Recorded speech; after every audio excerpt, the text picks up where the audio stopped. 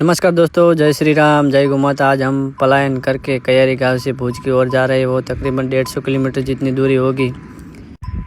सबसे पहले हमने सब बच्चे साथ में निकलकर सब बच्चों को अपने अपने माँ के पास कर दिया और अपनी माँ भी बच्चे को ढूंढने के लिए आ रही थी। उनको पता चल गया है कि हमें यहाँ से आज रवाना होना है, तो मैं निकल पड़ा गायों को बुला के। फिर बच्चे दौड़ रहे थे क्योंकि आज तो पहली बार घर से बाड़े से बाहर निकले थे, इसलिए उनको मज़ा आ रहा था। लेकिन इनको पता नहीं है कि सफ़र लंबा है, मंजिल बहुत दूर है। फिर थोड़ा आगे निकलते ही जो हमारी गाय बियाने वाली थी वो बिया गई।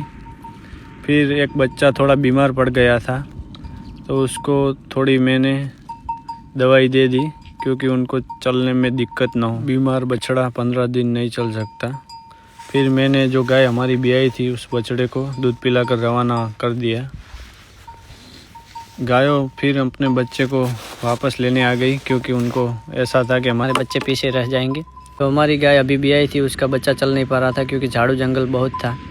तो फिर उसको मैंने कंधे पे ले लिया। फिर हमारे को कॉल आया कि जो गाय भी आई थी वो गायों में है नहीं, आप जाओ दोनों वापस ढूंढने के लिए। तो हम दोनों निकल पड़े गाय को ढूंढने के लिए। तो बहुत देर ढूंढने के बाद आखिर में गाय मिल ही गई। गाय इसलिए वापस चली गई थी क्योंकि जो बच्चा मैंने कंधे पे ले लिया था उसको पता नहीं था।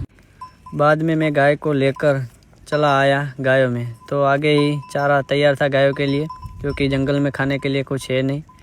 फिर आ गए हमारी गायों देखने के लिए मेहमान, और गाय को यहाँ चारा खिला के हम रात आगे रहने वाले हैं। फिर मेहमान की गाड़ी आई थी, इसलिए गायों को दाने की भी व्यवस्था हो गई एक दिन के लिए।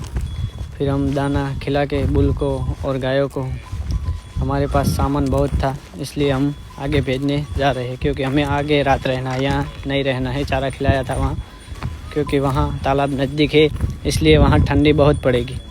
फिर हम जहाँ को रात रुकने वाले थे वहाँ सब सामान छोड़ के वापस गायों के पास आ जाते हैं। फिर सब बच्चे गायों के साथ करके हम निकल पड़े जहाँ हमने सामान रखा था वहाँ आकर हमने पहले आग जलाई क्योंकि गायों को पता चले कि हमें यहीं रात रुकना है।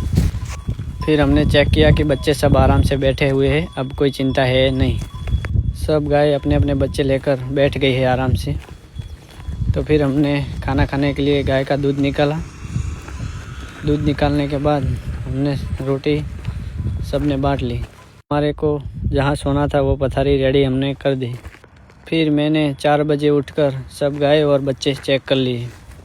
तो दोस्तों ये हमारा फर्स्ट डे था, तो मिलते हैं सेकंड डे पे। जय श्री राम, जय गौ माता।